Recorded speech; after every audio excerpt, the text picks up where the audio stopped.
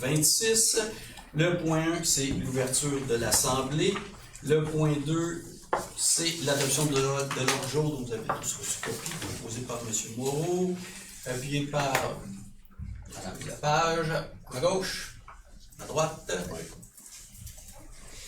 Le point 3, c'est l'adoption du procès-verbal de la séance du 6 juillet 2026. C'est pour l'adoption, proposé par Mme Charlot, appuyé par M. Moreau, à ma droite, à ma gauche. C'est bon.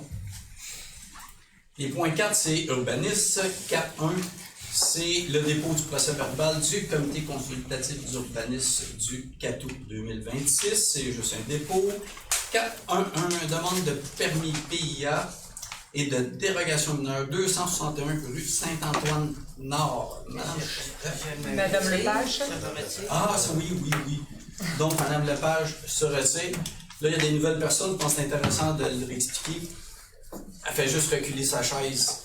Mais quand un élu comme ça se retire dans une séance de conseil de ville, quand on est en comité de travail et qu'il y a des discussions sur ce sujet-là, la personne sort carrément de la salle et s'en va à côté et ne participe pas aux discussions.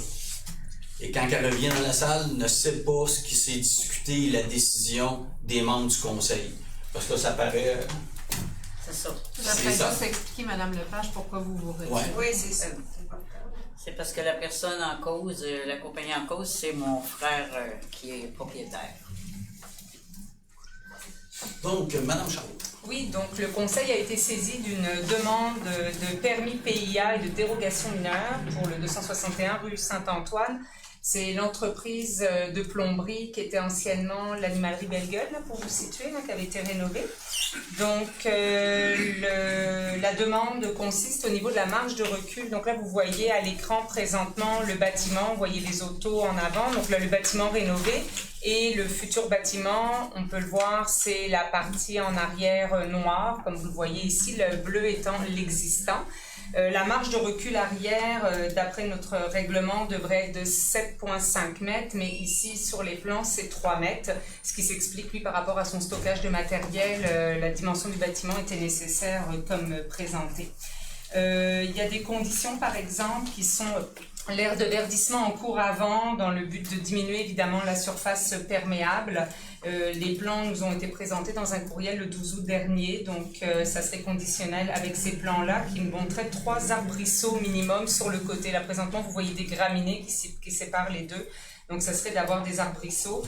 Et il faudrait que les travaux d'aménagement paysager soient effectués d'ici l'automne 2026. Donc, le comité consultatif... Le comité consultatif est en accord, mais là, vous devez demander publiquement si quelqu'un... Donc, est-ce qu'il y a quelqu'un dans la salle qui désire se faire entendre pour cette dérogation mineure? Mme Charlot. Donc, je propose que le Conseil accepte les plans tels que déposés avec les conditions que j'ai nommées juste avant. J'en fais la proposition. Donc, proposé par Mme Charlot, appuyé par Mme Legault, à ma gauche.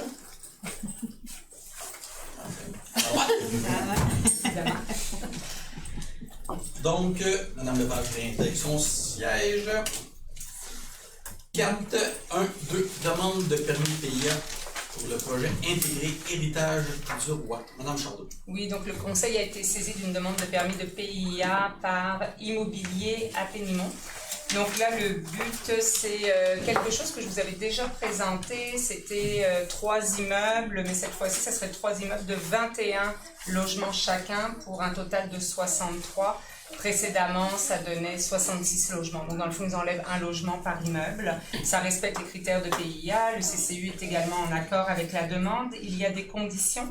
C'est que le plan d'aménagement paysager qui a été doit être produit par un architecte paysagiste avant l'occupation des bâtiments et dans le délai qui est prévu selon notre règlement de zonage. J'en fais donc la proposition. Donc, c'est une dérogation mineure également. Est-ce qu'il y a quelqu'un dans la salle? Non, c'est une demande de permis PIA, mais il n'y avait pas d'intervention. OK. Ah oui, ok, parfait. Je propose. Je t'ai pas en bonne tâche, t'en avance. C'est ça. Donc, proposé par Mme Charlot, puis par Mme Legault, à ma gauche, à ma droite. Je fais des X trop vite. 4, 1, 3, demande de dérogation mineure, 100 rue Paquet. Madame Charlot. Donc nous avons été saisis d'une demande de dérogation mineure présentée par M. Marc-André Arsenault. Donc ici, c'est pour faire une extension de la maison en avant qui va arriver à 4,2 mètres de la ligne avant, alors que normalement la marge de recul c'est 6 mètres. Donc on voit que c'est une maison qui est comme dans une courbure, donc c'est sûr que ça avantage l'avancement du terrain. Il n'y a pas d'obstacle par rapport au stationnement des autos. Si on voyait l'image suivante, M. Gros, s'il vous plaît. Donc on voit effectivement l'avancement là de l'entrée, là dans le fond un petit perron qui serait fermé 4 saisons. La condition ici, c'est que les teintes et les couleurs du revêtement de la nouvelle construction doivent s'agencer avec ce qui est déjà présentement en place. Est-ce que quelqu'un dans la salle désire se faire entendre pour cette dérogation mineure? Madame Charlot? Je propose que l'on accepte le projet. Donc, proposé par Madame Charlot, appuyé par Madame Legault, à ma gauche, à ma droite. 4 demande de dérogation mineure, 840 chemin Georges, Madame Charlot. Oui, donc nous avons été saisis d'une demande de dérogation mineure de la part de M. Manuel Bouchard. Donc c'est un terrain, sur le chemin Georges qui se situe dans le domaine Charbonneau. Là, l'objectif, c'est qu'il y a déjà un terrain avec un bâtiment existant, qui a une cour arrière qui n'a rien de construit spécifiquement dessus.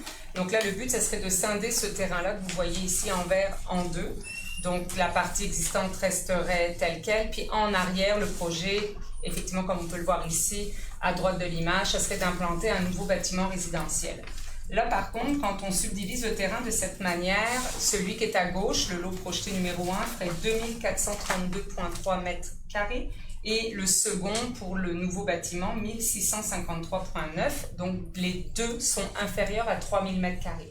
Le 3000 mètres carrés, dans le fond, provient du ministère de l'Environnement qui, lorsqu'il n'y a pas d'infrastructure au niveau de l'aqueduc, des égouts, demande d'avoir ce minimum-là pour une question de préservation de l'environnement. C'est des normes qui nous sont assujetties par le gouvernement.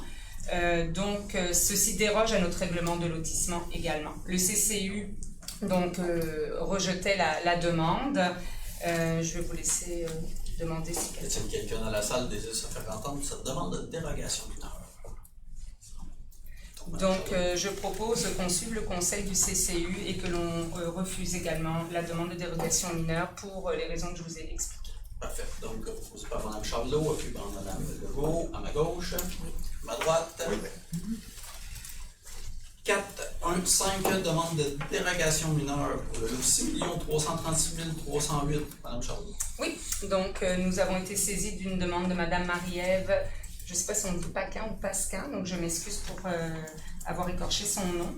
Donc là, ici, c'est des constructions de mini-entrepôts.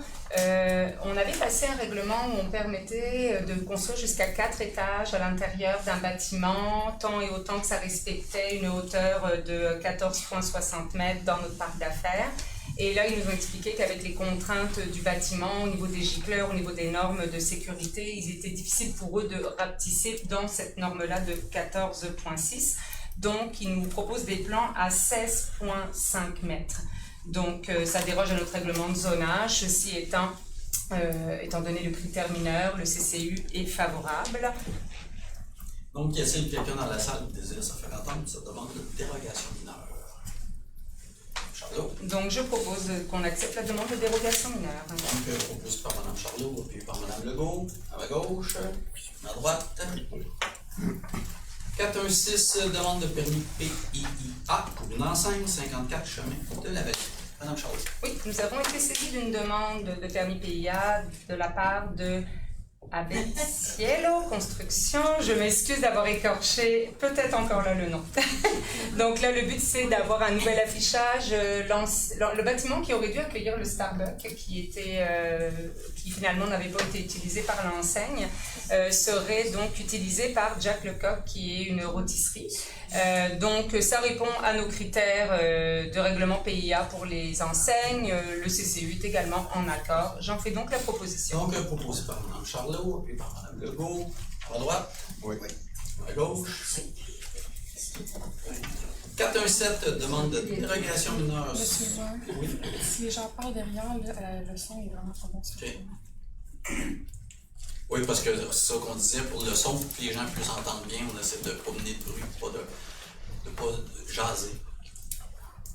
Merci.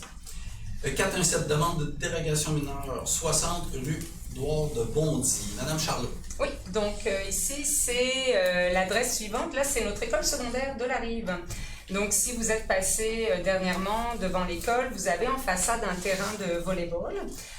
Donc, le centre scolaire voudrait mettre un terrain de deck hockey au même emplacement. Par contre, dans les normes, il faut qu'une infrastructure sportive soit à 15 mètres de la ligne. Et là, l'infrastructure serait à 5 mètres, ce qui est en fait déjà le même emplacement que le terrain de volley-ball. Ici, par contre, comme vous pouvez le voir sur le nouveau plan, versus l'image qui était juste avant. Avant, il y a des beaux arbres nature qui sont présentement là. C'est la photo actuelle. Sur la photo suivante du projet, on peut voir qu'effectivement, les arbres ne sont plus là. La raison étant un enjeu de sécurité. Lorsque les feuilles des arbres chutent à l'automne, ça pourrait entraîner des incidents au niveau de la superficie de deck hockey. Donc, la condition ici, ça serait de planter en compensation 6 arbres, donc on en coupe 4, minimum 6, le long du stationnement et de la rue de Bondy. Donc quand vous regardez là, effectivement, merci, vu d'en haut, là c'est moi qui ne me repère plus, non on ne le voit pas d'ici, mais vous avez la rue pour descendre à l'école secondaire, vous avez une bande de gazon qui sépare le stationnement, mais il n'y a rien de planté là, donc c'est la condition pour laquelle on présenterait le projet de cette manière-là, puis le CCU est en accord. Parfait. Donc, y a-t-il quelqu'un dans la salle qui désire se faire entendre pour cette dérogation mineure? Madame Charlotte. Alors, je propose qu'on accepte la demande de dérogation mineure selon les conditions nommées précédemment. Parfait. Posé par Mme Charlot, appuyé par Mme Legault, à gauche. Oui. À ma droite. Oui. 418, demande de permis PIIA pour une enseigne, 1220 Notre-Dame.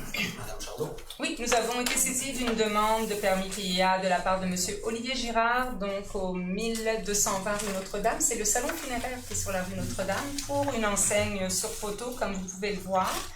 Là, ce que l'on voit, c'est qu'il y a une enseigne, en dessous, il y a un espace, puis en dessous, il y a encore un bandeau. Donc, la condition, ça serait de coller, en fait, les deux parties ensemble pour éviter qu'il y ait comme un jour à ce niveau-là. Et puis, le CCU recommande également le projet. Alors, je propose qu'on accepte les plans avec la condition que j'ai nommée. Proposé par Mme Charlot, appuyé par Mme Legault. À ma droite. Oui. À ma gauche. 419, demande de dérogation mineure 1370 rue Notre-Dame. Mme Charlot. Oui, alors notre conseil a été saisi d'une demande de dérogation mineure par la ville de Lavaltrie. Donc parfois ça arrive qu'on se fait des propres demandes. Ici, ça serait pour installer une génératrice. Donc dans le fond, un besoin énergétique pour alimenter notre bâtiment. Comme vous pouvez le voir, c'est sur le stationnement latéral, donc juste ici à ma gauche, à votre droite. Donc qui empiéterait sur le stationnement à cet endroit-là. La distance minimale, normalement, c'est 8 lignes des marges de lignes de rue, aussi bien latérales qu'en avant. Puis ici, on est à 6.2. Donc, la dérogation mineure, ce serait à ce niveau-là. La condition qui a été émise, ça serait de mettre des écrans pour disposer autour de l'infrastructure de manière à diminuer l'impact visuel. Et si vous vous posez la question par rapport au stationnement, il y a la marge en avant pour ne pas perdre ces places-là et les gens pourront se parquer en avant de la génératrice. Donc, on n'a pas de perte à ce niveau-là. Peut-être le positionnement, c'est un positionnement réglementaire, parce que la réglementation oblige qu'une génératrice comme ça soit à telle distance d'un bâtiment. On ne peut pas le mettre en arrière ou n'importe où, il faut vraiment la distance du bâtiment, c'est ce qui nous a obligés à l'installer à cet endroit-là. Effectivement, merci pour la précision. Pas de problème. Donc, y a-t-il quelqu'un dans la salle qui désire se faire entendre pour cette dérogation mineure? Alors, je propose que l'on accepte la demande de dérogation mineure avec la condition mentionnée. Donc, proposé par Mme Charlot, puis par Legault, à ma gauche, à ma droite. 4.2, avis de motion pour le règlement arrêt rue 2, 74, 2026. C'est moi. Ouais. Madame Charlot. J'aime sûr, là. C'est correct. Anne Charlot-Méran, conseillère de cette municipalité, donne avis de motion qu'à une prochaine séance sera soumis pour adoption un règlement modifiant le règlement de zonage numéro RRU2-2012 et visant plus spécifiquement à modifier diverses dispositions relatives au verdissement. Donc, vous n'êtes peut-être pas sans savoir qu'on a déjà une politique de l'arbre, qu'on avait déjà des règlements par rapport au verdissement de manière générale partout sur notre municipalité. Là, on a décidé de les revoir. Pour augmenter la canopée, pour augmenter notre résilience au changement climatique. Donc, on pensait que c'était un bon moment pour effectuer cet exercice-là. Et surtout, avec le développement du secteur industriel, on s'est dit stratégiquement, là, c'était important de venir aussi normer à ce niveau-là. Donc, brièvement, je ne vous lirai pas tout le règlement, en quoi il a effet, mais quand même vous donner quelques petits chiffres. Au niveau des normes projetées, un terrain dans le parc d'affaires devrait avoir 10% de sa superficie verdie. C'est 20% pour un terrain à usage commercial qui se retrouve dans le périmètre urbain, donc je vous dirai un peu plus dans le niveau villageois. 25% pour une habitation multifamiliale. 30% de la cour avant pour une habitation unifamiliale isolée. 15% de la cour avant pour une habitation unifamiliale jumelée ou en rangée. Donc, on a divisé aussi un petit peu là, ces types d'habitation. Avant, également, on avait, selon la taille du terrain, normé tant de nombre d'arbres, parce que justement, on se disait 2 arbres partout, ça ne faisait pas de sens. Là, cette fois-ci, ce qu'on a fait, c'est qu'on était de 2 à 6 arbres. On est passé de 1 à 6 arbres. Donc, un terrain très petit va avoir un arbre à planter. Je vous passe le détail de chacune des superficies, là, mais c'est pas mal ça l'idée principale ici. Ensuite, les exigences des arbres au niveau du commercial, industriel et des espaces publics. Avant, ce qu'on avait, c'est pareil, c'était un nombre d'arbres entre 2 et 5 en fonction de ce qui restait de disponible sur le terrain. Donc, un coup que toutes les infrastructures étaient montées, cette fois-ci, on demande à la personne de réfléchir avant même de déposer des plans. Ça va être entre 3 à 6 arbres et non pas par rapport à l'espace restant, mais bien par rapport à l'espace dès le début du lot complet. Donc, l'objectif, évidemment, je vous l'ai nommé, c'est d'augmenter la canopée. Brièvement, les exigences pour les arbres. Les haies et les arbrisseaux ne sont pas considérés comme des arbres. Donc, un arbre a une vraie définition. Sur le chemin Georges et chemin de la Valtrie, ça va être 3 arbres en cours avant, alors qu'ailleurs, c'est 1. Donc, spécifiquement à cet endroit-là. Exceptionnellement, un arbre pourrait être remplacé par un arbrisseau. Fait que je me contredis un peu. Le pourquoi, vous pourriez avoir une contrainte. Exemple, un fil d'Hydro-Québec, évidemment, on y va avec la logique. Et lorsque vous avez plus que 2 arbres de requis sur votre terrain, on vous demande minimalement d'avoir 50% des arbres requis qui ont ce qu'on appelle un large déploiement, c'est-à-dire des arbres qui vont projeter beaucoup d'ombre au sol pour diminuer les îlots de chaleur. Donc 3 mètres de diamètre lorsque l'arbre est mature. Puis, on vous avait aussi nommé avant que la norme, un arbre, quand on en plantait un, c'était 5 cm de diamètre. C'est ça qu'on considérait comme arbre mature à planter. On a réduit à 2,5 parce qu'on s'est aperçu que 5 cm, c'est très difficile à trouver en pépinière et qu'à 2,5, l'arbre est quand même très viable. Donc, je vous ai fait les grandes lignes. J'espère que pas vous avoir abasourdi. Je suis là à la fin si vous avez des questions plus précises. Mais ça va être le sujet du règlement en question. Parfait. Donc, avis de motion donné par Mme Charlot. Le 4.3, c'est l'adoption du premier projet de règlement dont on vient parler. Donc, alors, je le propose. Ce que je viens de vous résumer. Proposé par Mme Charlot, appuyé par Mme Legault à ma gauche, Oui. à ma droite. 4.4, adoption du règlement pour la zone R 175. Mme Charlot. Oui, donc l'adoption du règlement RRU2-73-226, c'est un règlement que je vous avais déjà présenté auparavant. Là, on est dans l'adoption, donc la partie finale. C'était pour justement le lot que je vous ai parlé tout à l'heure, là, les 3 logements de 21 qui donnent 63 logements. Bon, donc il y avait un règlement là, entre autres, pour modifier cette zone-là, qui est la R175, qui était d'augmenter jusqu'à 66 logements possibles. Donc la réglementation lui permettrait quand même d'aller jusque-là. L'aire de remisage pour ce terrain-là, c'est 6 bâtiments pour 36 mètres carrés maximum, ce qu'on appelle communément des lockers. Et puis, c'est 117 cases de stationnement, dont la moitié est souterrain, parce qu'on ne veut pas avoir d'auto parquées dans ces rues-là, qui ne sont pas très larges. Puis, il y a beaucoup d'enfants, puis de jeunes familles qui vivent là. Ça résume le règlement. J'en fais donc la proposition. Donc, proposé par Mme Charlot, appuyé par Mme Legault. À ma gauche, à droite. C'est 4.5, c'est l'adoption du second projet de règlement, modification de diverses dispositions.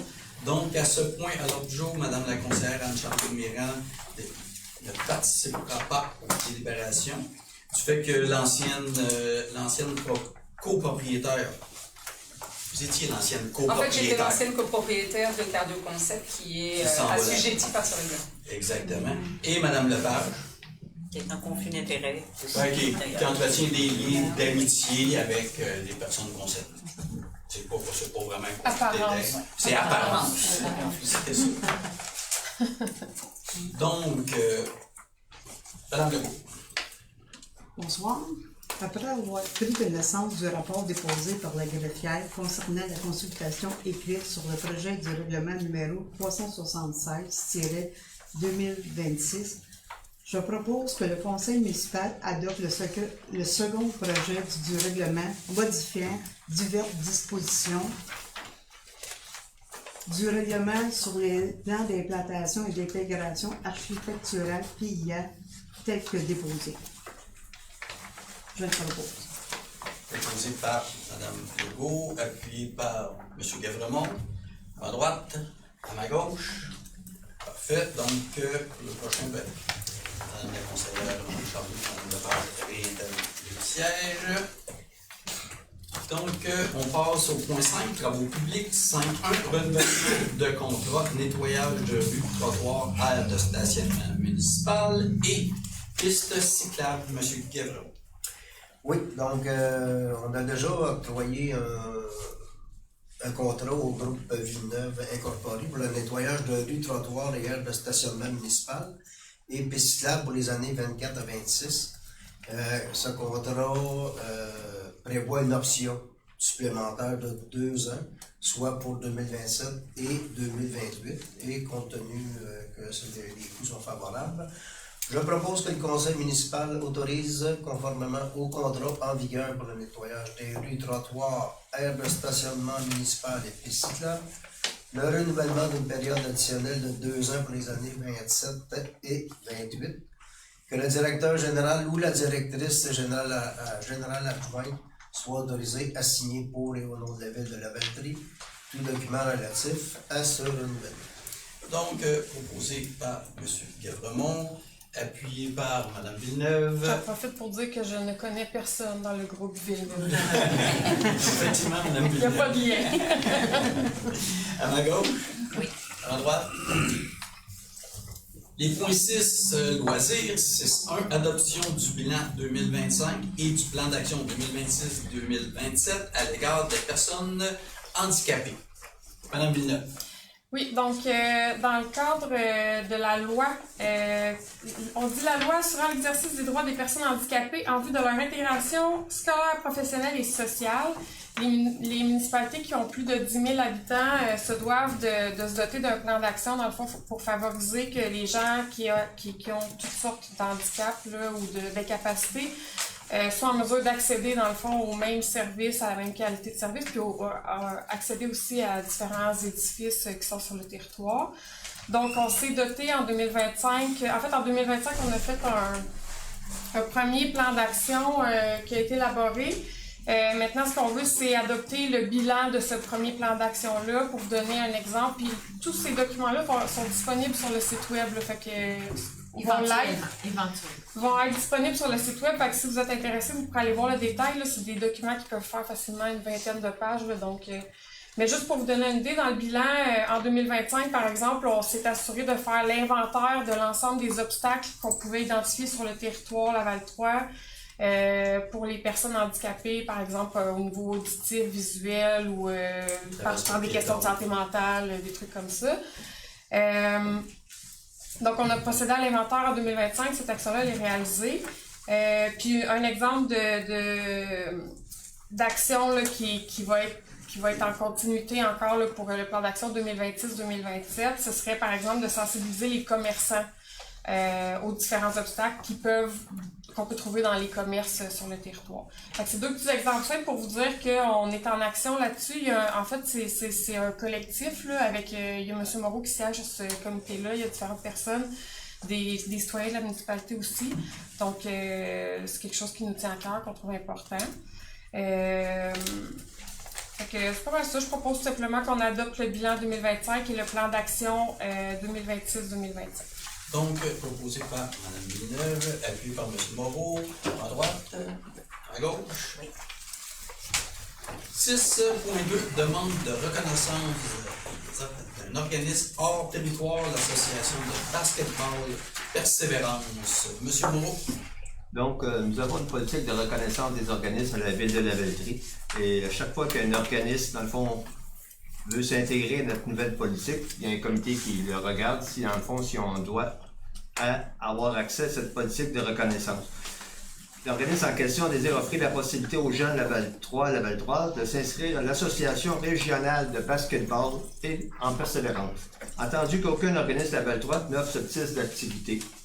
Que la ville de Lavaltrie reconnaisse l'association de basketball Persévérance en tant qu'organisme régional sans but lucratif. En fond, lorsqu'un organisme a accès, dans le fond, à la politique de reconnaissance, ça leur donne droit à certains services. Donc, dans le fond, la communication, des fois, ça peut être des locaux gratuits. Ça peut être aussi, dans le fond, des photocopies. Pour le régional, il y a d'autres organismes qui sont plus locaux et on doit encore plus de services. Mais celle qui nous concerne, c'est régional. Voici, en général, les services qui aura le droit. Donc, j'en fais la recommandation.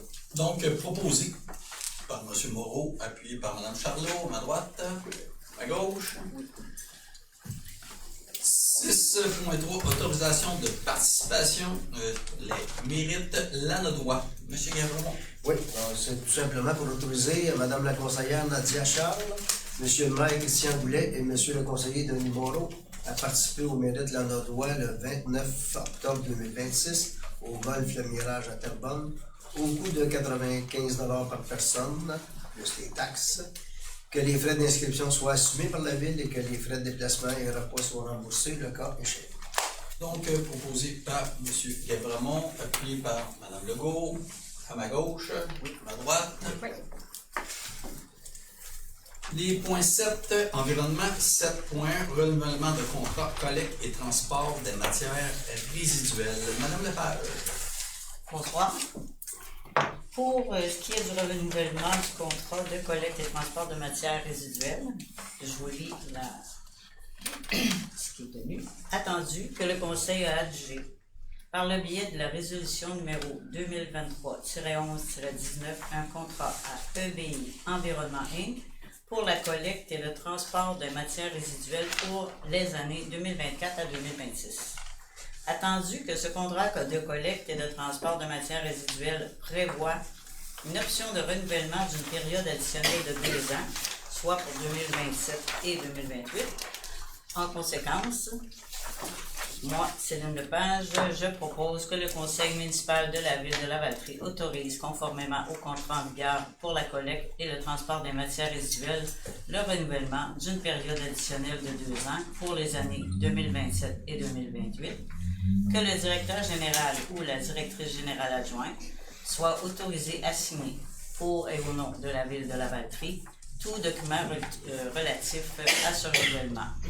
Donc, proposé par Mme Lepage, appuyé par Mme Charlot, à droite, à gauche. Les points 8, développement économique. Point 1, dissolution du technocentre Lavaltrie. M. Gavron.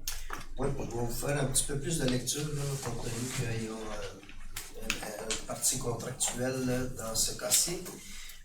Donc, attendu la position des membres du conseil d'administration de Technocentre Lavaltrie de procéder à la dissolution de l'organisme. Le Technocentre, c'est le bâtisse qui est à côté de démolition. Attendu la volonté exprimée par les membres du conseil d'administration du regroupement des gens d'affaires de reprendre la gestion et l'administration du Technocentre Lavaltrie. Je propose que le conseil municipal prenne acte de la dissolution projetée par Technocentre Lavaltrie et de la reprise de l'administration du Technocentre par le regroupement des gens d'affaires. Consente à la cession au RGOL de l'entente relative à la gestion et à l'optimisation de l'infrastructure informatique du Technocentre, ainsi qu'à toute autre entente laquelle la Ville est partie et figure à l'annexe A de l'entente. Autorise la Direction générale à désigner un répondant pour la réception du rapport annuel sur l'utilisation du fonds de prévoyance et pour l'exercice, le cas échéant, du droit de la Ville d'en exiger la remise en cas de manquement du regard. Dans le fond, c'est que la bâtisse du Technocentre appartient à la Ville. Ce que ça fait dans cette entente-là, c'est que le regroupement des gens d'affaires, le RGOL, qui est déjà locataire puis qui gère déjà la location de ces immeubles, des bails de cet édifice-là. Donc, on remet, dans le fond, à l'organisme, le RGOL, l'administration de ça, puis on a un droit de regard sur le rapport budgétaire en fait. Donc, que le Conseil autorise le maire et la greffière à signer tout document nécessaire pour donner effet à ces décisions. Donc, proposé par M. Guévremont, appuyé par Mme Legault, à ma gauche, à ma droite. Et point 9, administration, ressources humaines et financières. 9.1, c'est juste un dépôt, débauche et démission par délégation des pouvoirs du directeur général. Donc, dans les embauches, c'est une personne en communication qui est un poste temporaire, c'est par intérim, puis un agent de com et médias numériques qui c'est également temporaire. Et les démissions, c'est un surveillant et un conseiller en urbanisme. C'est seulement un dépôt. 9.2, nomination interne. Madame Villeneuve. Oui, donc au courant de l'année passée, il y a eu des révisions qui ont été faites au niveau là, des classes, des titres d'emploi pour tout le monde dans l'organisation. Puis en même temps, on a procédé dernièrement à une révision de l'organisation du travail pour venir s'arrimer, dans le fond, la nouvelle classification des types d'emploi qu'on a dans la convention collective. L'idée, c'était d'aller voir qu'est-ce que les gens font réellement versus le type d'emploi qu'ils ont. Et dans le cadre de cette démarche-là, dans le fond, on nous a recommandé de repositionner certains... les gens restent en emploi, leurs conditions de travail ne changeront pas. C'est vraiment juste d'arrimer les titres au travail réel qui est accompli au quotidien. Puis dans cette démarche-là, on ne crée pas de nouveaux postes, on n'augmente pas les effectifs de la ville non plus d'une autre façon. Fait que c'est vraiment une réorganisation tout simplement. Donc, on a, suivant la recommandation de la direction des ressources humaines, je propose que le conseil municipal procède à la nomination de Mme Marie-André Pagé au poste d'adjointe technique en génie civil, qu'on nomme Mme Rachel Kim Lebeau au poste de bibliothécaire et Mme Nathalie Audet au poste de coordonnatrice et technicienne en documentation, que ces nominations-là soient effectives en date d'aujourd'hui, donc le 17 août, puis comme je vous disais, qu'on suive dans le fond tout ce qui est privé à la convention collective en termes de rémunération et conditions de travail. Donc, proposé par Mme Villeneuve, appuyé par M. Guévremont, à ma droite, à gauche. 9.3, nomination temporaire, conseiller en environnement, M. Guévremont. Oui, donc suite à un congé maternité, on procède à la nomination d'un remplacement par intérim pour ce poste de conseiller en environnement. Et suite à la recommandation de Mme Marie-André Leclerc, chef de la division ressources humaines, et de Mme Annie Larivière, chef de la division environnement, de procéder à la nomination de M. Jacob Laroche au poste temporaire de conseiller en environnement et que le conseil procède à la nomination de cette personne-là à compter du 17 août 2026 selon les conditions prévues au contrat de travail. Que M. Laroche soit assujetti à une période d'essai de 4 mois et que M. le maire, Christian Goulet, et la conseillère responsable de l'administration des ressources humaines, Mme Marie-Pierre Villeneuve, soient autorisés à signer pour et au nom de la Ville le contrat de travail de M. Laroche. Donc, proposé par M. Guévremont, appuyé par Mme Charlot, à ma droite, à ma gauche. 9.4 départ à la retraite. Madame Joanne Séguin, service du génie et des projets et service des travaux publics, parcs et espaces verts. Oui, pour le conseil municipal, dans le fond, c'est important de souligner les carrières, les gens qui terminent leur carrière ici, là, qui partent à la retraite. Donc, c'est le cas de Mme Joanne Séguin, coordonnatrice au service du génie et des projets, ainsi qu'au service des travaux publics, parcs et espaces verts. Mme Séguin a fait 23 années de service à la municipalité. C'est une carrière importante quand même. Et elle va prendre sa retraite, dans le fond, en date du 22 août, donc la semaine prochaine, Mme Séguin partira à la retraite. Donc, je propose simplement que le conseil municipal manifeste par cette résolution sa gratitude à l'égard du travail accompli au cours de ces années en la remerciant chaleureusement. Donc, proposé par Mme Villeneuve, appuyé par M. Guévremont, à droite, à ma gauche. Merci. 9.5, autorisation, lancement d'une procédure ouverte, travaux de réaménagement du parc Pierre-Kem. Mme Villeneuve. Bon, là, vous allez entendre des nouveaux mots. Lancement d'une procédure ouverte, là, ça, c'est le nouveau vocabulaire pour dire qu'on lance un appel d'offres. Tantôt, je vous parlais là, de la nouvelle loi, la LCOM, là, la loi sur les contrats LCOM. Les organismes municipaux. Organismes, bon, voilà. La loi sur les contrats d'organismes municipaux.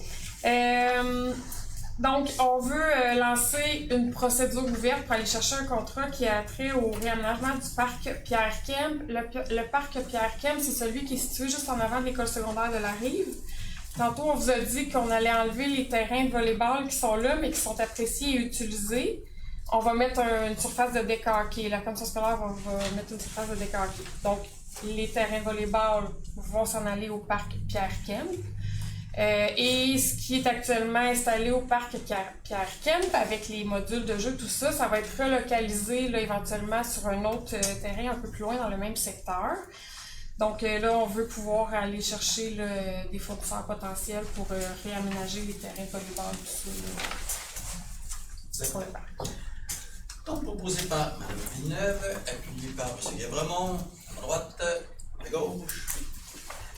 9.6, modification de la résolution octroi de mandat de courtage immobilier et mandat de notaire, vente de 4 terrains municipaux. Madame Villeneuve. Vous avez peut-être vu les 4 terrains qui sont à vendre devant le boisé ou la maison Rosalie Cadron. Là.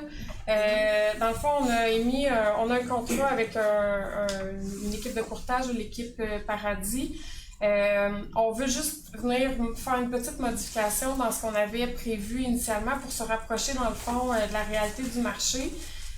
Initialement, on avait mis une condition que, à partir du moment de la vente du terrain, que les terrains soient construits avant les 24 mois. Donc, à l'intérieur de 2 ans, qu'on ait complètement terminé la construction. À défaut de quoi, les propriétaires devraient revendre le terrain à 80% de sa valeur à la ville. Vous comprendrez que 2 ans, c'est serré quand même pour des autoconstructeurs parce que l'idée, c'est de ne pas faire de spéculation sur ces terrains-là, de permettre à des petites familles peut-être. Là. Donc là, ce qu'on veut venir faire, c'est plutôt que de dire que la construction doit être terminée en dedans de 2 ans, ce qu'on souhaite, c'est que la construction soit débutée à l'intérieur de 2 ans. Si elle n'est pas terminée, on ne va pas vouloir racheter ça à 80% avec un demi-solage, là, ça ne nous intéresse pas. Mais il faut que la construction soit débutée sur le terrain pour que... Permis et oui. Voilà. C'est la petite modification qu'on vient faire là, pour la vente de ces terrains-là. Fait, donc, proposé par Mme Villeneuve, appuyé par M. Guévremont, à droite, à ma gauche. 9.7, abrogation de la résolution, autorisation de signature, convention de travaux. Mme Villeneuve. Oui, là, on est dans les technicalités administratives. Dans le fond, quand il y a des conventions de travaux, ça veut dire que la municipalité coordonne des travaux qui touchent à un terrain privé, une propriété privée. Donc, il y a des gens dans la municipalité qui doivent discuter ou convenir de certaines choses avec les propriétaires pour signer une convention. Puis dans l'ancienne résolution, dans le fond, on nommait les titres d'emploi. Puis même les noms, par exemple, Marc-Olivier Brault, directeur général de la ville de la Valtrie. Ce qu'on veut faire maintenant, c'est enlever le nominatif, donc retirer les noms, ça simplifie beaucoup après toutes les résolutions, là, puis quand il y a des changements de poste, tout ça. Fait C'est purement administratif. Donc, on va tout simplement là, attendez un peu, là, je propose que le conseil municipal autorise le directeur général, la directrice générale adjointe, le directeur du service du génie et des projets, le directeur adjoint du service des génies et des projets, les chargés de projet, le directeur du service des travaux publics, parcs et espaces verts à signer pour et au nom de la ville de Lavaltrie les conventions de travaux à intervenir dans le cadre de la coordination de projet. Voilà. Donc, proposé par Villeneuve, appuyé par M. Gavremont, à ma gauche, Oui. à ma droite.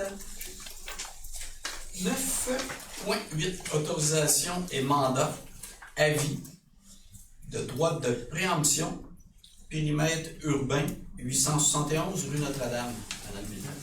Oui, le droit de préemption, c'est un nouveau levier que les municipalités ont. Nous, à Lavaltrie, là, on s'est prévalu de ce droit-là le 4 mars 2024, donc un peu plus que 2 ans. Le droit de préemption, en fait, c'est que la municipalité peut procéder à l'inventaire des différents bâtiments ou infrastructures qui sont sur le terrain, puis qu'on souhaiterait pouvoir acquérir à des fins municipales, à des fins publiques, à des fins communautaires. Donc, à partir du moment où on émet cet assujettissement-là sur un lot ou sur un immeuble, on ne va pas l'acquérir comme ce serait le cas, par exemple, pour une expropriation, mais on est en train de signifier au propriétaire qu'on a un intérêt et que si un jour il veut le mettre en vente, ben nous, on est intéressé à acheter puis à discuter. Et s'il reçoit une offre, il est obligé, ce propriétaire-là, de nous présenter l'offre qu'il a reçue. Puis nous, on peut dire, on accote l'offre et on acquiert le dit immeuble. Est-ce que c'est bien expliqué? C'est en plein ça. Donc, le droit de préemption, à partir du moment où il est émis, il est bon 10 ans. Donc, ce soir, on veut là, procéder pour le 871 rue Notre-Dame, comme l'a dit M. le maire. Donc, à partir de maintenant, on aurait 10 ans pour soit s'entendre avec le propriétaire ou, quand le propriétaire recevra des offres, il devra nous les présenter, puis nous, on pourra décider si on souhaite acquérir ou pas. Je vous ai dit... OK. Le cabinet Bélanger-Sauvé pourrait procéder aux démarches nécessaires. Comment c'est? C'est ça. C'est ça. Donc, proposé par Mme Villeneuve, appuyé par M. Gavremont, à ma droite, à ma gauche. 9.9, autorisation d'instruction documentaire, Mme Villeneuve. Vous comprendrez que dans une municipalité, là, il se produit et on reçoit une tonne de documents chaque jour. Et ça s'accumule. Avant, ça s'accumulait dans des boîtes papier. Maintenant, ça s'accumule dans le monde nuagique, informatique. Il faut de temps en temps procéder à la destruction là, de ces documents-là. Sinon, on a des tonnes et ça devient complètement ingérable. Donc, il y a des calendriers de conservation qui existent. Là, pour certains types de documents, on va dire qu'il faut les conserver 3 ans, 4 ans, 5 ans. Il y a des documents qu'on n'a pas de date. On pourrait tout de suite les éliminer. Fait que là, on nous a soumis une liste interminable de documents avec des dates en nous disant ceux-là, on les a vérifiés et on peut maintenant les détruire. Fait que c'est ce qu'on s'apprête à faire. Donc, proposé par Mme Villeneuve, appuyé par M. Gavremont, à droite, à gauche. 9.10, adoption du règlement pour les barrages, Mme Villeneuve.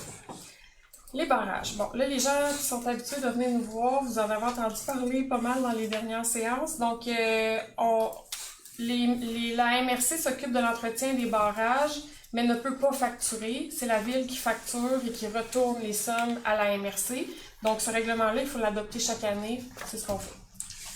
On est l'intermédiaire. C'est ça. Puis les barrages, c'est pour l'entretien des barrages, c'est utilisateur-payeur. Ça fait que c'est les agriculteurs qui utilisent évidemment les barrages, c'est pour avoir de l'eau pour l'agriculture. Donc, c'est les agriculteurs qui s'inscrivent et c'est les agriculteurs qui paient pour l'entretien des barrages.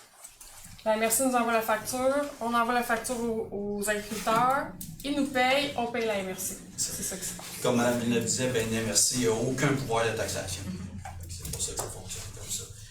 Donc, proposé par Mme Villeneuve, appuyé par M. Gavremont, à droite, à gauche.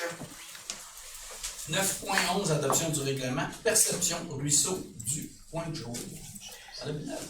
Suivant le même principe, la MRC s'est occupée de faire le nettoyage du ruisseau Pointe-du-Jour, là, qui avait des sédiments et toutes sortes de choses qui s'étaient accumulées, puis l'écoulement était plus optimal, donc ils ont dû nettoyer ce ruisseau-là. Ils nous ont envoyé la facture. Nous, on a envoyé la facture. Là, je vous passe les détails. Il y a une répartition des coûts qui se fait pour les propriétaires avec une plus grande portion pour les agriculteurs. Bon.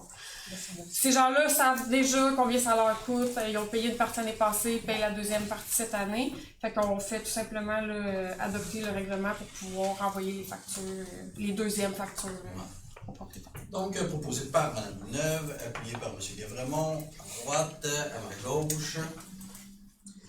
9.12, avis de motion pour le règlement gestion contractuelle. Mme Villeneuve.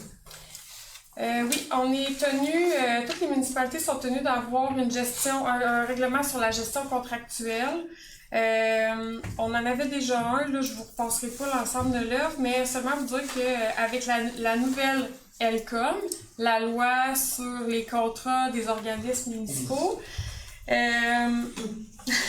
que je me rappelle des... donc, avec cette nouvelle entrée de loi-là en vigueur, on a dû, dans le fond, modifier notre règlement pour s'arrimer. Fait qu'il y a tout le nouveau vocabulaire, comme je vous l'ai dit tantôt, là, plutôt que parler d'appel d'offres, on va parler de procédure ouverte. Ça, c'était juste pour compliquer les choses un petit peu. Fait que, bon, c'est un exemple. Sinon, ils ont intégré là, dans cette nouvelle loi-là aussi tout ce qui est des notions, principes sur la loi du développement durable pour faire des acquisitions responsables. Donc, on doit introduire dans notre règlement de gestion contractuelle des aspects là, liés à l'acquisition responsable, si on veut. On nous impose aussi l'obligation de procéder à l'évaluation des besoins quand on a un montant de plus de 25 000 à dépenser. Donc, il faut bien évaluer le besoin. On peut pas dire « je veux acheter un Ford F-150 », c'est l'exemple qu'on nous a donné à plusieurs reprises. Mais j'ai besoin d'un véhicule 4x4, cabine grande, pas grande. Bon, vous voyez, là, il faut détailler dans le fond pour pouvoir ouvrir le plus large possible et non pas cibler un produit en particulier. Et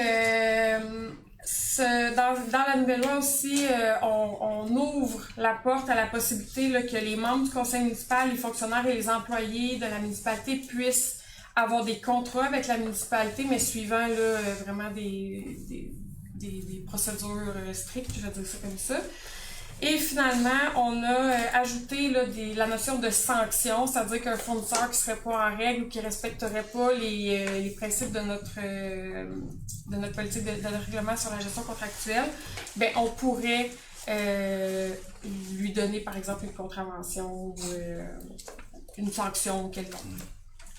Fait que c'est les grosses modifications qu'on a apportées à notre règlement sur la gestion contractuelle. Donc, information de Villeneuve. 9.13, octroi de mandat à l'Union des municipalités du Québec, achat de différents bacs. C'est pour les bacs et mini-bacs pour la collecte des matières résiduelles.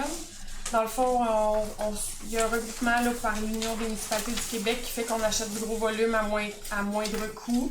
Donc, évidemment, on se prévaut de cette possibilité-là. C'est tout simplement ce qu'on veut faire de cette résolution. Exact. Donc, proposé par Mme Villeneuve, appuyé par M. Guévremont, à ma droite, à ma gauche.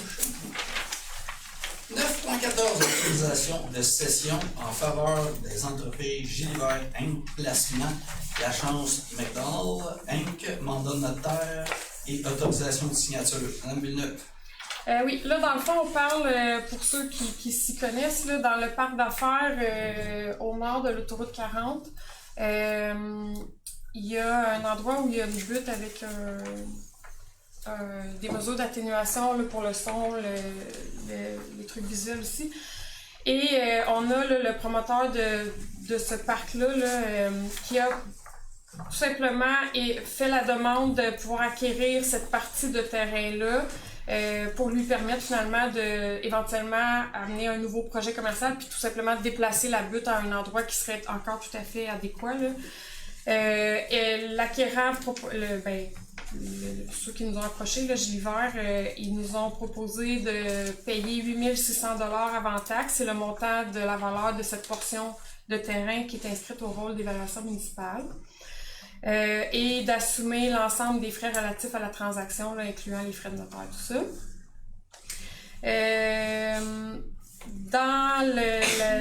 Dans cette transaction-là, évidemment, la Ville va maintenir l'obligation d'avoir une mesure d'atténuation. Ça peut être une butte ou une autre forme, ça c'est pas important, mais qu'on ait une mesure d'atténuation qui répond, dans le fond, au règlement de zonage de la zone C9 pour protéger la zone adjacente, la zone C155, là où il y a des résidences, finalement.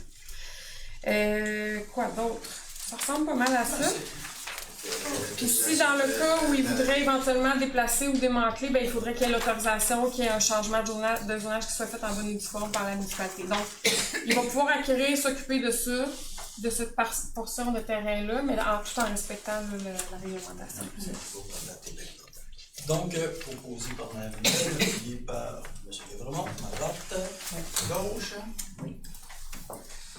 9.15, travaux de construction et de réfection d'infrastructures municipales pour Mme Minneuve. Oui, pour deux contrats. Dans le fond, il y a deux contrats qui ont été donnés, là, un en mars 2021 et l'autre en décembre 2021 à l'entreprise BLR Excavation Inc. Ces contrats-là ont été terminés là, respectivement les 28 avril et 11... non, excusez, c'est pas ça. 22 octobre 2024, 23 juin 2024. Et bon, il y a eu un litige là, dans les contrats qu'on a eu, vous êtes sûrement au fait. Donc, bon, compte tenu là, de la demande de BLR, des réclamations qu'il y avait en lien avec les contrats, il y a eu une médiation qui a eu lieu le 28 avril et le 11 mai 2026. La Ville était tenue de participer à une médiation avec eux. Dans le cadre de cette médiation-là, dans le fond, les parties sont parvenues à une entente visant dans le règlement hors cours. Cette entente-là est formalisée par une transaction et une quittance. La dite transaction là, règle définitivement les différends entre la Ville et BLR, sans admission de responsabilité et afin d'éviter un arbitrage et des frais additionnels, parce que vous savez qu'à l'encours, ça peut coûter extrêmement cher. Donc, je propose simplement que le Conseil autorise le directeur général Marc-Olivier Brault à signer pour et au nom de la Ville la transaction et quittance visant à régler les réclamations de BLR Excavation en lien avec les deux contrats, que les sommes soient prises, autorise le paiement des sommes prévues à la dite transaction conformément à ces modalités. On autorise toute démarche administrative ou juridique nécessaire afin de donner plein effet à la présente transaction. Que les sommes nécessaires à ce règlement soient assumées par un règlement d'emprunt. En fait, c'est des règlements d'emprunt qui avaient été faits en 2021. C'est des sommes qui étaient prévues dans le cadre de ces contrats. Donc, proposé par Mme Minneuve, appuyé par M. Guévremont, à droite, à gauche. 9.16, autorisation des dépenses et dépôt du rapport budgétaire, c'est seulement un dépôt. Donc, chaque élu a reçu le dépôt du rapport budgétaire. 9.17, autorisation de paiement, compte à payer. Mme Minneuve. Oui, je propose simplement que le Conseil municipal autorise le paiement des déboursés du 7 juillet au 17 août 2026 pour une somme totale de 7 601 668 $ et 59 sous, selon le rapport déposé le 17 août 2026. Je préciserai tout simplement que le 7 600 000, là, c'est un gros chiffre. En fait, ça s'explique par le fait qu'on avait eu une subvention du gouvernement pour le projet Habitation Petite-Rivière. Habitation Petite-Rivière, c'est un projet de logement social. C'est des sommes qu'on avait dans nos coffres depuis plusieurs années. Et les programmes de subvention ont été coupés comme... bon, c'est ça, tout le monde connaît la situation du gouvernement actuellement. Et on a dû, dans le fond, retourner là, une somme de 5,5 millions au gouvernement. C'est ce qui explique que les déboursés ce mois-ci sont dans un si grand, un si grand chiffre. Exact. Donc, proposé par Mme Minneuve, appuyé par M. Guévremont, à ma droite, à ma gauche. C'est...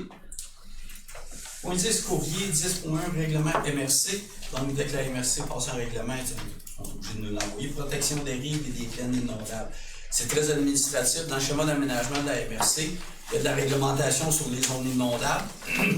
et sur les plaines inondables, les rives, la protection des rives. Mais là, le gouvernement a changé la réglementation. C'est tout simplement que la MRC s'ajuste dans sa réglementation à la réglementation provinciale.